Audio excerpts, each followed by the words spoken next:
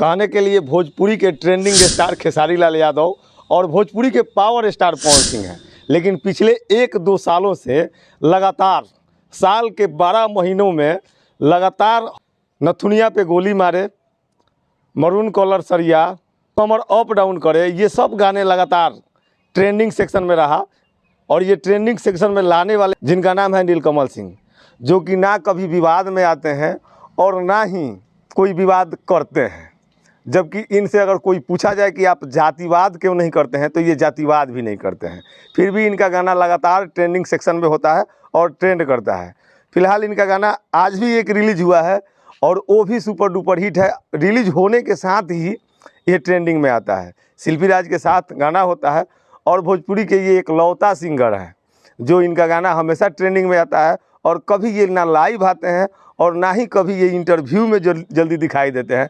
बहुत सारे लोग होते हैं कि इंटरव्यू में आकर के लगातार कुछ ना कुछ बोलते रहते हैं। नीलकमल सिंह का एक गाना रिलीज होता है, दिल्ली वाली 2। जी हाँ, आपको याद आ गया होगा कि एक गाना उनका आया था दिल्ली वाली, उस गाने का 2 कॉपी वर्जन आ गया है और ये गाना रिलीज होते ही सारेगामा हम पे तहलका मच गया और ये ट्रेंडिंग में आ गया। वैसे हम बात कर रहे थे भोजपुरी के सुपरस्टार, एकलौते ट्रेंडिंग में गाना लाने वाले नीलकमल सिंह का। हर एक महीना में उनका गाना ट्रेंडिंग में रहता है। कोई ऐसा महीना नहीं है जिस महीने में उनका गाना ट्रेंडिंग में ना हो, और वो कभी विवाद भी नहीं करते हैं।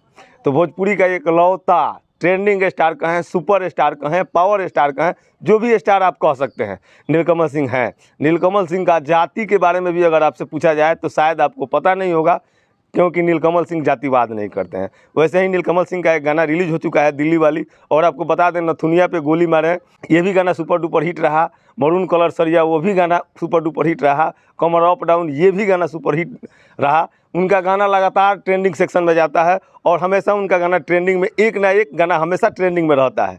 तो भोजपुरी का एक लौते सुपरस्टार है नीलकमल सिंह। नीलकमल सिंह के बारे में आप क्या सोचते हैं, हमारे कमेंट सेक्शन में कमेंट करके बता सकते हैं।